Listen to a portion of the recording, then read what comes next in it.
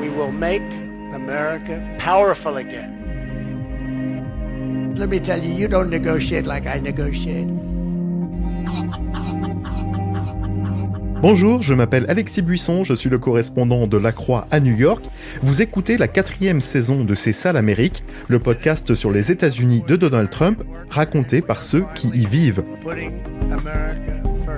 Retrouvez-moi une fois par mois, tout au long de la première année de sa présidence, pour discuter des transformations de la société américaine en compagnie d'observateurs francophones.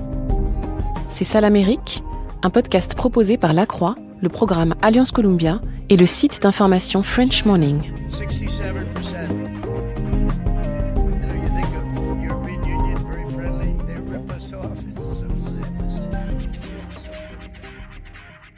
I'm number 11 of 12 children.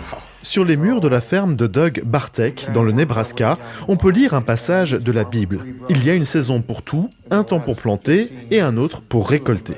Il met en pratique cet appel à la patience aujourd'hui.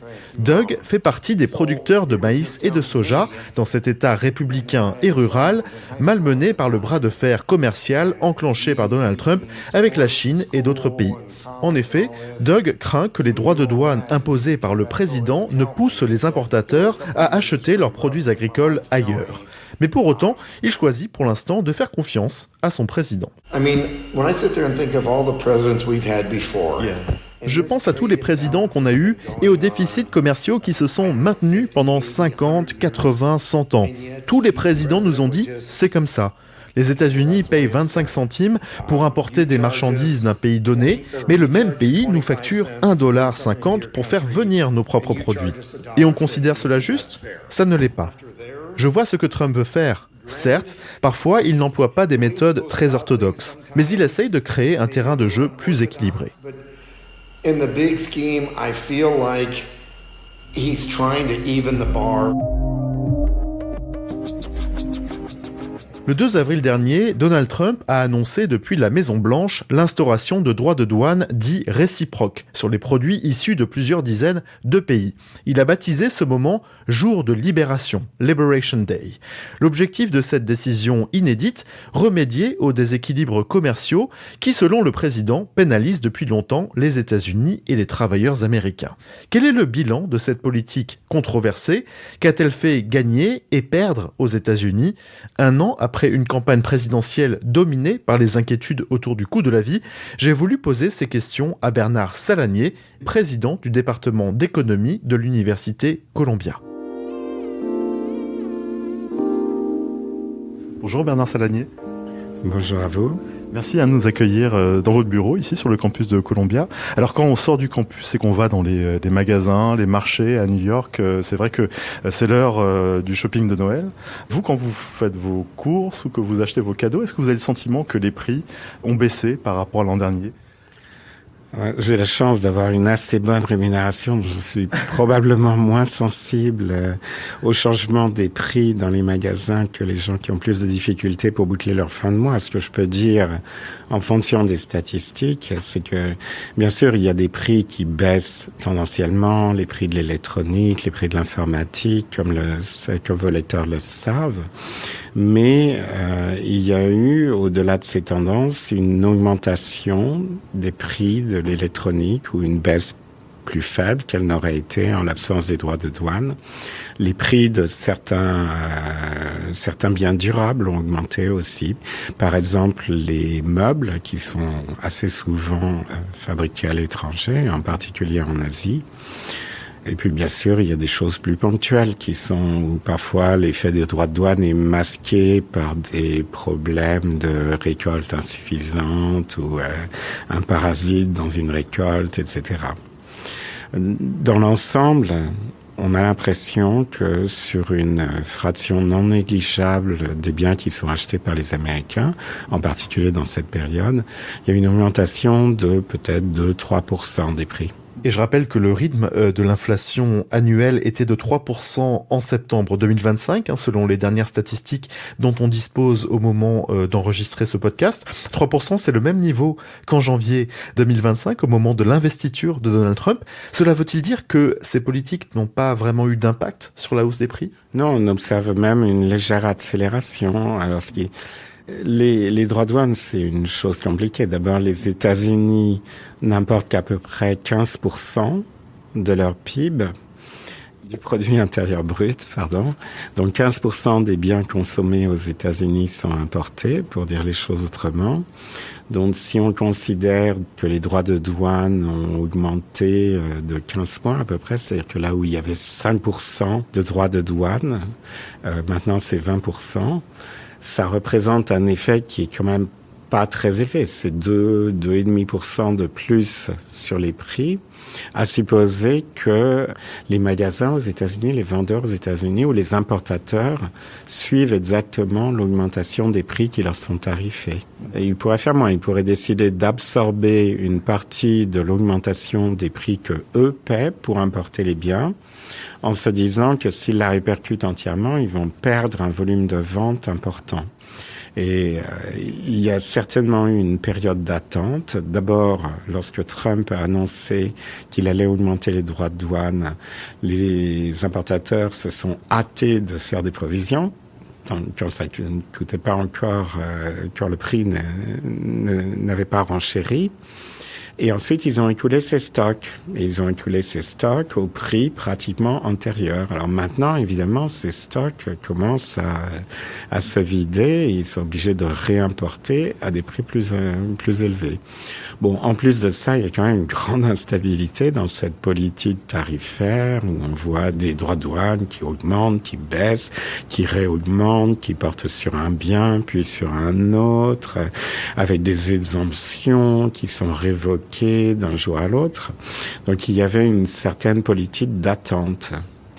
Donc on est loin de ce qui se passe dans un cours d'économie où on dit tout d'un coup on augmente les droits de douane de Y% et puis c'est une augmentation permanente et tout le monde le sait et tout le monde ajuste ses prix. Là, c'est beaucoup plus compliqué ce qui est en train de se passer. Ouais, c'est un tableau qui est effectivement très complexe, très nuancé, mais vous semblez quand même dire qu'à mesure que les stocks de produits qu'avaient accumulés donc les entreprises en anticipation de ces augmentations, cette réduction des stocks va conduire peut-être dans le futur à de nouvelles augmentations de prix pour les consommateurs. Oui, c'est ce que je pense, effectivement, et on le voit déjà.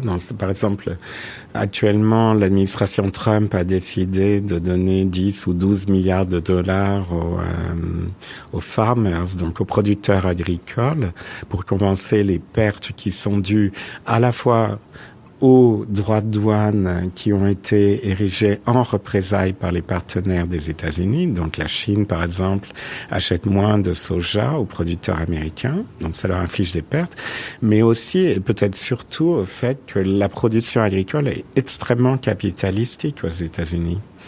Donc il y a des machines, des composants qui sont importés et qui sont sujets à ces tarifs. Donc ça augmente notablement les coûts des producteurs agricoles. Et on le voit actuellement pour les producteurs agricoles parce qu'ils sont dans une situation grave, mais ça affecte aussi bien les producteurs de l'industrie manufacturière, par exemple. Et des producteurs agricoles qui, en grande partie, ont voté pour Donald Trump. Je pense que c'est quelque chose qu'il faut préciser. Oui, c'est paradoxal, effectivement. Oui, ils ont voté pour des raisons plutôt culturelles, sans doute, pour Donald Trump. Il y a aussi une opposition ville-campagne qui est très forte dans la politique américaine. Ils n'aiment pas tellement les démocrates parce que les démocrates sont très identifiés à la population urbaine, voire méga urbaine. Et donc maintenant, bon, c'est pas, ils n'ont pas vraiment appris leur leçon parce que pendant la première administration Trump, il y avait déjà eu ce problème-là. Il y avait déjà eu des droits de douane imposés à la Chine.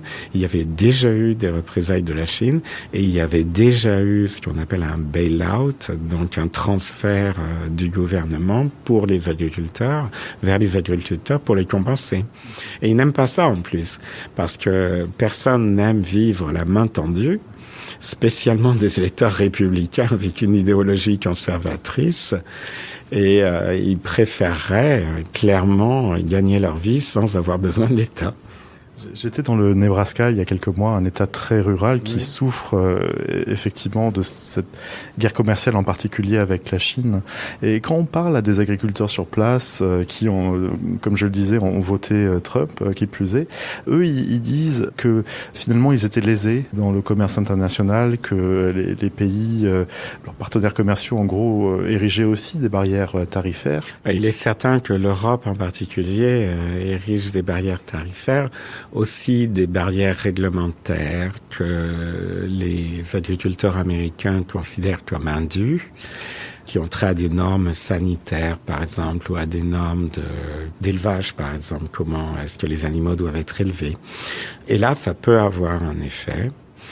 Mais pour la Chine, je vois pas très bien la justification parce que la Chine achetait beaucoup de produits agricoles américains et le problème vis-à-vis de la Chine, ça n'était pas les droits de douane à l'entrée des produits agricoles américains en Chine. Alors il y a le Japon aussi. Le Japon est un cas particulier à cause de ce culte du riz. Et donc là, Trump a obtenu une petite victoire, mais bon, c'est pas des choses considérables. Eux, ils diraient, les agriculteurs qui ont encore une fois voté pour lui, que ces droits de douane, c'est une manière finalement de créer une négociation. Est-ce que ça aussi, vous trouvez que c'est un argument qui est recevable? C'est une méthode qui marche pour Donald Trump? Dans une certaine mesure, ça marche, oui, mais parfois c'est contre-productif. Donc pour l'Europe, je pense que ça peut marcher un peu. Ça peut conduire l'Europe à lâcher du lest en réduisant ses barrières tarifaires, pour les produits agricoles en particulier. Pour la Chine, on a vu que les Chinois étaient beaucoup plus méthodiques dans leur approche, qu'ils avaient prévu que ces choses-là allaient arriver. Ils ont pris des mesures en conséquence. Ils ont identifié une vulnérabilité particulière des Américains, de l'Europe aussi, qui sont les minéraux rares. Et ils ont joué là-dessus comme sur du velours. Pour eux, c'était parfait. Et on a bien vu qu'il y a eu un recul assez important de l'administration Trump.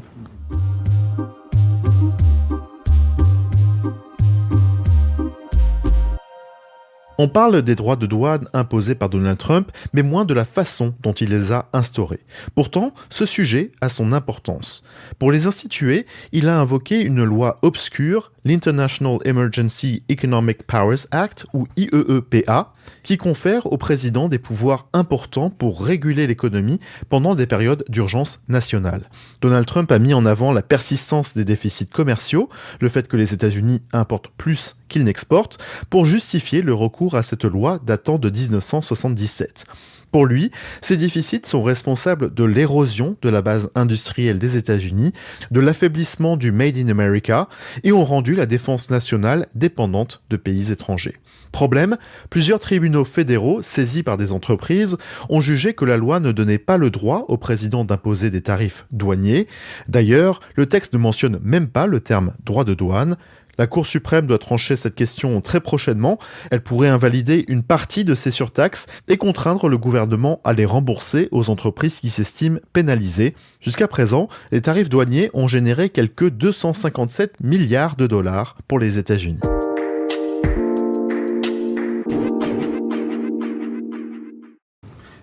On a l'impression que quand on écoute Donald Trump, qu'il y a une véritable obsession pour le déficit de la balance commerciale. Qu'est-ce que vous pensez de cet indicateur? Est-ce que la réduction du coût de ces déficits est un gage de succès pour Donald Trump? Non, pas parti. Ah, pour Donald Trump, oui. Pour moi, non. Il y a une nuance. Non, il y a une idéologie très mercantiliste chez Donald Trump, qui est que si j'importe plus que je n'exporte, c'est que d'une certaine manière, je suis volé. Alors, il y a une variante un peu plus molle de cette attitude qui est courante aussi chez les politiciens européens, par exemple, qui est qu'un excellent commercial est un gage de puissance et d'être meilleur que les autres, en quelque sorte, d'être performant. Mais chez lui, c'est pire. C'est vraiment, si vous exportez plus chez moi que je n'importe de chez vous, c'est de la malhonnêteté. Et nous sommes trompés, nous sommes volés, ces mots-là reviennent tout le temps chez lui. Et ça ne date pas du Donald Trump qui était candidat pour la première fois en 2016. C'est quelque chose qui remonte à loin. Quand vous regardez sa politique tarifaire aujourd'hui, vous êtes très sceptique. Vous l'étiez déjà pendant la campagne électorale, mais là aujourd'hui, il ne vous a pas donné tort, on dirait. Non, en plus, il y a des choses qui sont relativement mineures. Bon, c'est déplorable que l'Europe ait lâché sur des droits de douane de 15%. C'est déplorable que les deux hyperpuissances que sont la Chine et les États-Unis soient à couteau tiré sur ces enjeux-là. Et puis, il y a des victimes dont on ne comprend pas très bien pourquoi elles sont victimisées, comme le Brésil, par exemple. Le fait que tout d'un coup, parce que Bolsonaro était un admirateur de Trump, il faut bien le dire, le gouvernement américain décide de mettre des droits de douane de 50%, ce qui est énorme, sur les exportations brésiliennes. C'est complètement ridicule. Plus les exportations brésiliennes de café, les Américains vont pas se mettre à produire du café pour remplacer le café brésilien. Alors, l'argument de Donald Trump, c'était de dire que ces mesures entraîneraient une réindustrialisation du pays, qu'elles pousseraient les Américains à consommer des produits made in America, faits aux États-Unis. Pour l'instant, on n'a pas vu ce glissement, ce basculement. Non, il n'y a pas de réindustrialisation. Alors évidemment, on peut avoir des effets d'annonce que telle ou telle entreprise a décidé de produire quelque part dans le Middle West. Mais c'est un peu comme le charbon, dont Trump avait fait un cheval de bataille pendant son premier mandat. La production de charbon continue à baisser. L'emploi dans les mines de charbon est une proportion de plus en plus dérisoire de l'emploi aux États-Unis. Ce sont des tendances lourdes, on ne peut pas faire grand-chose pour s'y opposer. Mais chez Trump, il y a pas seulement cette idée de réindustrialisation, il y a encore une fois punir des pays qu'il voit comme escroquant les États-Unis, ayant trompé les États-Unis. Et c'est cette faiblesse imaginaire dont il veut venger les Américains. Et puis aussi les droits de douane comme outil de politique étrangère, ce qui est quand même assez particulier aussi. Alors, je sais bien que dans l'histoire coloniale, les Français, les Anglais, les Allemands faisaient la politique de la canonnière ou bloquaient les ports. C'est un retour en grâce d'instruments qu'on croyait avoir disparu de la politique étrangère. Il utilise effectivement les droits de douane pour faire pression sur des pays dans des dossiers diplomatiques, pour les forcer à résoudre des conflits. Oui, c'est ça. Donc le Brésil avec Bolsonaro, l'Afrique du Sud avec cette idée que les Blancs sud-africains sont martyrisés par les Noirs. Là, on n'est plus du tout dans une justification économique des droits de douane. On est dans l'utilisation des droits de douane comme outil de politique étrangère. Et lui, il dit que les droits de douane vont permettre de générer des revenus qui seront suffisants pour donner $2 000 en chèque à la plupart des Américains, ou voire même supprimer l'impôt sur le revenu pour une partie de la population. Tout ça, c'est irréaliste pour l'économiste que vous êtes? Oui, ça tient du fantasme. Alors, les droits de douane ont augmenté, il n'y a pas de doute. Les droits de douane perçus ont augmenté parce que lorsqu'on augmente les droits de douane à un niveau d'à peu près 18% en moyenne, forcément, ça rapporte quelques centaines de milliards de dollars. Et c'est une somme considérable, mais la taille de l'économie américaine, c'est à peu près 100 fois plus. Donc, on parle de choses qui sont bien plus faible que le déficit budgétaire des États-Unis et encore beaucoup plus faible que la somme qui est collectée par l'impôt sur le revenu tous les ans.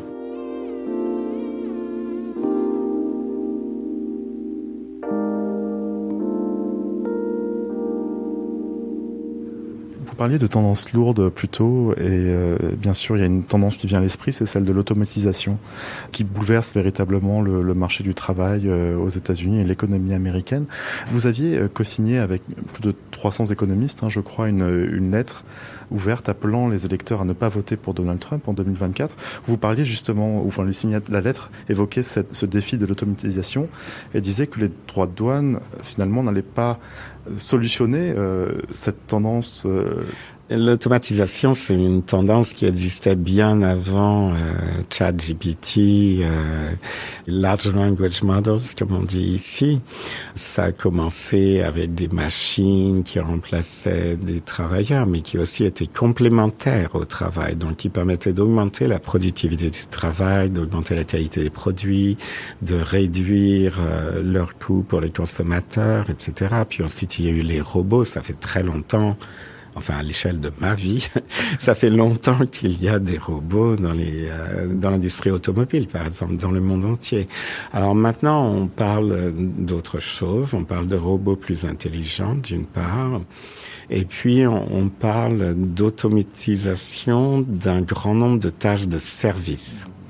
Alors ça, c'est différent parce que là, ça n'est plus l'industrie manufacturière. Donc l'industrie manufacturière, la tendance lourde à la baisse de l'emploi, sans baisse de la production, ça a été lié à une certaine forme d'automatisation. Mais maintenant, on voit que certaines branches des services peuvent être automatisées fortement. Alors, je pense que c'est très difficile à ce stade de savoir encore comment ça va se passer. On voit que les entreprises lancent des ballons d'essai, font des tentatives, essaient de voir ce qui peut être automatisé, ce qui ne peut pas l'être. Mais pour l'instant, elles sont encore très loin d'avoir adopté l'intelligence artificielle à une échelle importante. Et ce qui est paradoxal, d'ailleurs, c'est que l'administration Trump se lance là-dedans à cœur perdu. Dans l'intelligence artificielle ? Dans l'intelligence artificielle, ça fait partie des héros de l'administration Trump. Il y a l'intelligence artificielle et les crypto-monnaies. Bon, évidemment, c'est un petit peu contradictoire de vouloir augmenter l'emploi dans l'industrie manufacturière tout en poussant à fond l'intelligence artificielle. Est-ce que vous avez le sentiment, Bernard Salanier, que finalement Donald Trump n'a pas fait grand-chose sur cette question du coût de la vie qui était centrale pendant la campagne de 2024. Les démocrates disent que lui s'en désintéresse complètement. Ou est-ce que vous, avec votre regard d'économiste, vous avez vu des mesures qui sont quand même de nature à faire baisser les prix et qui auraient échappé peut-être au grand public ? Pas vraiment. Il y a eu des efforts pour faire baisser les prix des médicaments, mais ça ne s'attaque pas vraiment au cœur du problème. C'est un système extrêmement compliqué, extrêmement difficile à modifier. Il y a beaucoup d'intérêts croisés, d'intérêts qui sont en conflit. Je ne vois pas vraiment de mesure de l'administration Trump qui ait eu un effet dans ce sens-là. En fait, l'inflation baissait de toute manière. Elle était à 3% quand Donald Trump est arrivé au pouvoir. Bon, elle est encore peu ou prou à 3%.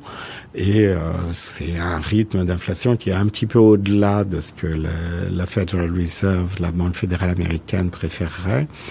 Mais bon, c'est pas considérable. Alors les gens sont très mécontents parce qu'ils ont absorbé sous l'administration Biden l'augmentation des prix en 2021-2022. Et donc les prix n'ont pas redescendu. Et en fait, on sait bien qu'une fois que les prix ont monté, il est quand même assez rare qu'ils baissent, sauf si c'était dû à un choc temporaire.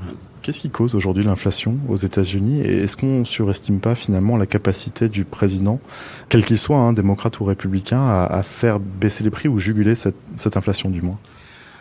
Oui, je crois que c'est vrai, effectivement. L'inflation dépend beaucoup plus de ce que fait le Fed, de la Banque fédérale que du président. Paul Krugman avait une chose qu'il répétait lorsqu'on lui demandait... Krugman, qui est un économiste aussi.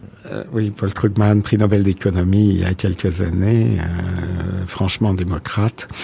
Et quand on lui demandait à quel niveau pensez-vous que l'inflation va être l'année prochaine, il disait simplement, bon, ça dépendra de la Fed.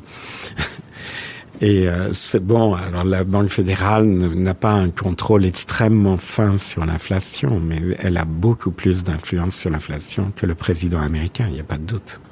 On voit comment cette question peut être un casse-tête finalement, un piège, j'ai envie de dire politique pour les présidents américains. Il y a énormément d'attentes qui pèsent sur leurs épaules sur ce dossier-là, comme on l'a vu même ou sous Joe Biden, mais en même temps ils font des promesses qu'ils pourraient ne pas être en mesure de tenir, compte tenu de ce que vous dites. Oui, ça c'est certain. Oui. Donald Trump a fait des promesses particulièrement irréalistes. J'arrive au pouvoir, je résous la guerre en Ukraine en un jour. Le Moyen-Orient, ça prendra une semaine et les prix vont baisser avant même que j'arrive au pouvoir. Bon, je crois que tout le monde savait que ça n'arriverait pas. Mais il y a quand même une part de son électorat qui lui prête un pouvoir magique sur l'économie.